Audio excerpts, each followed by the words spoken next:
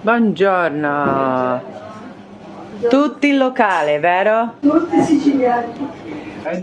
Look at this. And then you can do What a treat. Hams, pistachio salami, a black pepper and white fennel salami. This one is the local wild pork that just grows in the woods. And this one is a donkey mortadella, which is a very light kind of meat. Actually, the fat is put from another animal. I don't know if you know the classic Italian mortadella. Yeah.